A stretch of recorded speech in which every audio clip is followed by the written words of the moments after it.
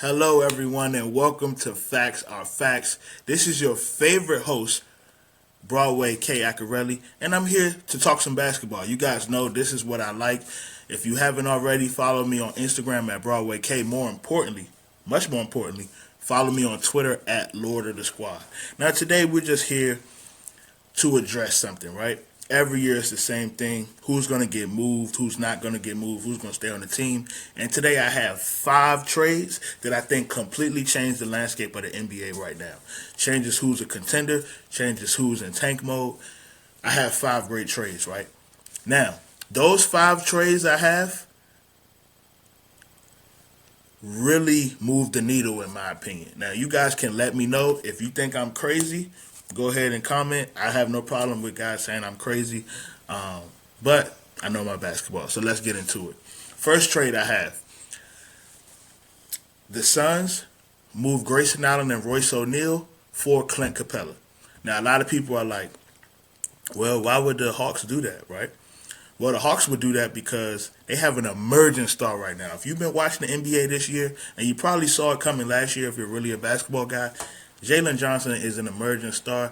No Trae Young last night against the defending champs. He has 9 assists. The guy is just really good, man. Consistent. He's a hub. He can finish. He can shoot it at times. And he's just a really good player, man. And the problem is they also have Aneka Okongwu, who they really like. So if you get rid of Clint Capella on this team, you open up more minutes for Okongwu and Jalen Johnson to play, and then you can also have those lineups where you move Jalen Johnson to the 5 and spread people out, and you can maybe go Trae Young, Dyson, Risachet. You know what I mean? Have all of those guys play with Jalen Johnson at the 5, and that could be even more dangerous because it's impossible to stay in front of Trae, especially when he gets a screen. So, just more lineup versatility with them, and then you actually have guards who can hurt you. So instead of Garrison Matthews, look, now that's Grayson Allen. Now you can have Trae Young, Dyson Daniels, Risachet, Royce O'Neal, Jalen Johnson, and play 5 out. I'm just saying. It's a great trade for the Hawks. Now, what does it do for the Suns? The Suns' clear problem, and I said this at the time when they traded Ayton. Is Nurkic a better player than Ayton? That's up for debate. Is Nurkic a good player? Yes, he's clearly good. He's a monster on the boards. He can score. He can pass. But when you got a team with Bradley Beal, Kevin Durant, Devin Booker, and Tyus Jones, you don't really need any more playmaking, right? You have scoring, and those guys can also play make a little bit, right? So you don't need an offensive hub. What you need is a lob target and a guy who's going to go get it off the glass and dunk on people. That's what you need. A guy who's going to run the floor with those guys and go get dunks. Because I hate to say it, man, dunks and lob targets is so valuable in basketball. When you run in a pick and roll as a guard, if you pass it to a guy and he has to catch it and finish with touch in traffic, it's difficult, man. But if you can just come off the screen and throw a lob, it's a higher percentage play. Those lob targets typically are all over 60% from the field. All of them. Rudy Gobert, Clint Capella types, Larry Nance Jr., all those type of guys, man. So you kind of need a lob target.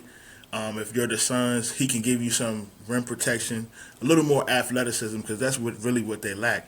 And with the emergence of Ryan Dunn, that kind of, you don't really need Grayson Allen as much. Will it help to have Grayson Allen? Sure. So you can ask for maybe Garrison Matthews back in the trade, because the Hawks probably would do that. He's definitely not Grayson Allen, but he can shoot it. So, yeah, the Suns move Grayson Allen and Royce O'Neal. They pick up Clint Capella and get some more athleticism and get their lob target. The Hawks get more wing depth with Grayson Allen and Royce O'Neal and give more lineup versatility. Now, the second trade. I think this trade actually determines who wins it all, because if the Nuggets can pull this trade off, they're going to win the title, in my opinion. And it's, when you hear the name, it's not a superstar. I'm not really big on superstar trades in the middle of the year. I'm more on fit. You know what I mean? Once you have your core, you get the people who fit with the core. And this trade is Zeke Naji and Dario Saric for Larry Nance Jr. Now, a lot of people, man, a whole lot of people with the Nuggets have all this patience for Zeke Naji. He's not good, man. We gave him chance after chance after chance. He's not good. What you want to do at this point, you want to pair Russell Westbrook with a guy who can finish. Russell Westbrook has always played with guys who can finish, and he makes their life easier, and they make his life easier. He struggles finishing at the rim sometimes, but he's great at threading the needle, throwing pocket passes, throwing lobs. He can do that type of thing. Larry Nash Jr. is a great finisher, man. He's always been great. Just look at his field goal percentage numbers every year. The guy finishes high above the rim. He can also shoot it a little bit. He's shooting 70% from three or something ridiculous right now. Not really worried about the three ball. I'm really worried about the finishing and the active hands on defense and the rebounding. Larry Nash Jr. does all three. You pair him with Russell Westbrook, Julian Strawther, Hunter Tyson, and P. Watt. You have a super athletic bench that's going to get the crowd going with the altitude. You got a Russ dunk or a Julian Strawther 3 or a Hunter Tyson block or P. Watt dunk or a block. Larry Nash Jr. catching lobs. This is going to get ugly. Larry Nash Jr. can also probably play alongside Nikola Jokic. You know what I mean? He can probably play alongside Nikola Jokic and Aaron Gordon. It's just a perfect match made in heaven. The Nuggets get their backup big, but they can also play the 4 and also play defense. I mean, what do you know? Going back to the championship. So that's my opinion. I think the Nuggets land Larry Nash Jr. for Dario Saric and Zeke Naji. They keep P. Watt. They keep Hunter Tyson. They keep Julian Strawther and Westbrook. Boom. I think that's a title run, my opinion. The third trade. Smaller scale, the Bucks are horrible right now. They're losing a lot. The problem, their perimeter containment sucks. You already have Dame Lillard. We know he's an orange cone. Great player, but defense is not his thing. I've seen it time and time again. Drew Holiday outplayed him on both sides of the floor. That series a long time ago. But also, people just score on Dame. So, with Philly season being a disaster, why don't you call them up and say, look, we got Pat Connaughton and Daylon Wright. Give us Caleb Martin because y'all season sucks anyway. Let us get Caleb. Caleb Martin is an energy guy, long arms, contests every shot, gets out in transition, can finish transition layups, can finish above the rim. His shot is hot or cold. He's a streaky guy, but when that shot is on, you saw it in the playoffs, it's cash. So, great fit beside Dame. So now you go Dame, Caleb Martin. Maybe you can go AJ Green. You can probably go Dame, AJ Green, Caleb Martin, Giannis, and Brook until Chris Middleton comes back. So this could definitely give the Bucks a little bit of spark, better perimeter defense, better in transition with the addition of this trade. And those other guys weren't really helping anyway. Get them a little more athleticism. Move Connaughton out of there. Go ahead and bring in Caleb Martin. Now, this next trade, this could be scary for the league, but it could also not work. I think it'll be scary because I have faith in that organization. But the Golden State Warriors trade DeAnthony Melton and draft compensation for Brandon Ingram. The way the season is going for the Pelicans, right? I don't think they really want to keep Brandon Ingram, right? They just got Dejounte Murray. He's injured right now. Herb Jones is hurt right now. Jose Alvarado is hurt. They need some guard depth, but they also need defense. DeAnthony Melton, you can sell them on the guy because you put him next to Herb Jones. That's a really good perimeter contained team. And the team that has Zion, they only have Yves Missy. He can protect the rim a little bit. You can kind of create a defensive identity around Dejounte Murray and Zion with those guys. And the Warriors get their 20-5 guy. Now, if you know anything about me, you know my philosophy on basketball is you need two 20-5 guys to compete, right? So that's Shaq and Kobe, 20 points, 5. Whether that's rebounds or assists, and then you got Michael Jordan, Scottie Pippen, 20 points, 5 assists for both of those guys. Nikola Jokic, Jamal Murray, 20 points, 5 assists. You know what I mean? Not to disrespectfully put Jamal in classes with guys he's not on that level, but I'm just speaking to the philosophy, right? So you get Brandon Ingram. Now, the reason you don't trade Andrew Wiggins is because you want that lineup versatility, right? Andrew Wiggins is a guy, when locked in, he looks great, but when not locked in, you want him off the court, right? So it gives you better lineup versatility if you keep Wiggins, because I feel like Gary Payton Jr. can do a lot of the things that DeAnthony Melton does. I kind of think Gary Payton Jr. is better. That's just my opinion. I feel like if he gets the same amount of minutes, he can produce just as much. He's a great defender. He finishes high above the rim, super high. I've seen him play the four, which I don't like, but he's just super athletic, man. He gets his hands on a lot of passes. He runs the floor. He dunks. He can screen. I like Gary Payton Jr., one of my favorite role players in the league. Now you get Wiggins. You can also do offense, defense subs at the end of the game. So you really want to stop, you can go to a lineup with Gary Payton Jr., Trace Jackson Davis, Draymond Green, Andrew Wiggins. You get what I'm saying? You can run that lineup. You get what I'm saying? So now you have a little more length. You have more versatility. And you can even go with the all-length lineup. You can go with Steph Curry, Andrew Wiggins, Brandon Ingram, Trace Jackson Davis, and Draymond Green. You can do that. You can actually start that lineup. You have the spacing.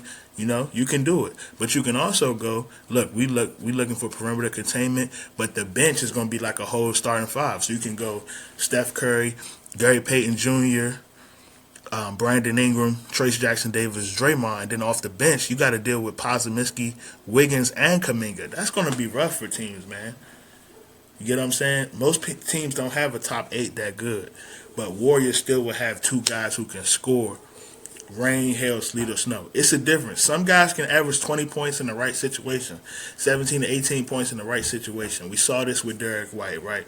Derek White in San Antonio, 15-point guy. He goes to Boston, and now everybody's like, Derek White is one of the best two-way players in the league. With that team, you have Jason Tatum and Jaylen Brown getting you between 23 and 27 points per game. You also have Porzingis on that team. And now it's like, we also got to worry about this guy and Drew Holiday. And it's just a crapshoot, man. So Brandon Ingram could solve a lot of problems that I think could show up in the playoffs for this team. But you can always have the Wiggins option for if you want to go for a defensive lineup or play Brandon Ingram at the 4. So it just gives you more lineup versatility for the Warriors, but it also gives you that next phone booth score. So, you guys want to play boxing one on Curry, or you want to trap Curry at half. Now that pass is going to Draymond at the top of the key, but you have Brandon Ingram to worry about, a guy who can just go off for 30 points. So that's a great trade, and I think it makes them scary, man.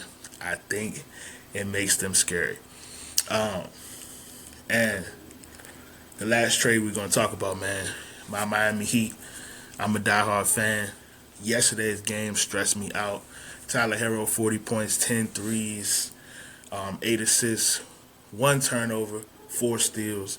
We lose because Spoelstra calls a timeout after Bam gives up the lob. Now, most people remember that from the game, but Heat fans probably remember, look, man, Terry Rozier was just out there doing anything. It looked like he was drunk off a bottle of Hennessy trying to play basketball. I believe he shot 3 of 14, 5 assists. He just looked bad, man. He just was missing every layup, doing random side steps on wide open threes. I'm done with it. I've been saying for years, man, listen, the Heat solve at point guard is just putting Tyler Herro at point guard. A lot of people saw that series versus Boston and thought, man, Tyler Herro struggled. I didn't see it that way. I saw us win a game because of Tyler Herro. 21 points, 14 assists versus one of the best defenses in the league and the best team in the league last year in the Boston Celtics. If you've shown that you can average 25 and 4, which Tyler Herro has done for 3 straight years, right? Now we just need to know, can you do it with more volume? And we saw it. He can get 21 and 14. Yesterday, we saw it. No Jimmy Butler. Tyler Herro, 40 points, 8 assists. The time is now to move him to point guard because he can still play off ball even if he's the point guard, because we have Jimmy Butler and we have Bam Adebayo who can work as an offensive hub out of the post. Then you can have Tyler Hero playing the Jamal Murray role, or you can also just run the ISOs for Jimmy and have Tyler running off ball. The trade that we're going to do is we're going to send them Terry Rozier, Nikola Jovic, and draft compensation. You get a young 6'10 big guy who might be the next Lauri Markkanen, and you give us Lauri Markkanen. The Heat need Lauri Markkanen. So move off Terry Rozier, move off Nikola Jovic, and, give up those picks. Get Lauri Markkanen, new starting five. Tyler Hero, Jimmy Butler, Jaime Jaquez, Lauri Markkanen, Bam Adebayo. That's the best front court in the league. Jimmy Butler, Bam Adebayo, and Lauri Markkanen. You add Tyler Hero to that, he's averaging 25, 5, and 5 on 51-48 splits right now. That may not hold, but it also can. I don't think it will, but, hey, Tyler Hero's been wilding out this year, man. Tyler Hero, Jaime Jaquez fills in the gaps. He can cut. He can mismatch attack in the post. You put a small guy on him, he's going to score every time. Then off the bench, you still have Alec Burks, Kelly Ware, Duncan Robinson. You still have those guys off the bench, Kevin Love. And it's just, Miami Heat basketball, man. So, to recap it, right? First trade that can change the landscape of the NBA, right? The 5 trades.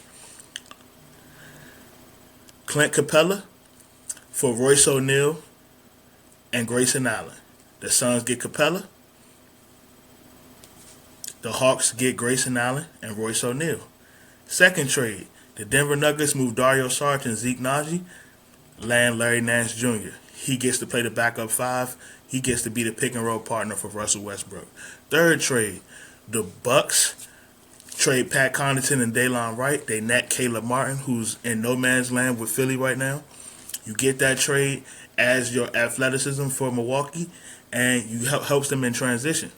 The fourth trade, Brandon Ingram goes to the Golden State Warriors for DeAnthony Melton and draft compensation. The Pelicans get some of their draft compensation that they gave Atlanta back, and they also get better perimeter defense. Jose Alvarado was hurt. Dejounte Murray is still hurt, and Herb Jones is still hurt. You add DeAnthony Melton. The idea is that DeAnthony Melton, Herb Jones, and Yves Missi create a formidable defensive lineup for Dejounte and Zion Williamson. And the fifth and final trade will be Terry Rozier, Nikola Jovic, and 3 first-round picks for Lauri Markkanen, who's on the Utah Jazz, who suck right now. And you bring Lauri Markkanen to Miami, baby. So there we go. The Suns get Capella, right? The Bucks get Caleb Martin. The Warriors get Brandon Ingram. And Miami gets Lauri Markkanen. So that's what I got, man. Follow me on Instagram at BroadwayK. Follow me on Twitter at Lord of the Squad. Peace and love.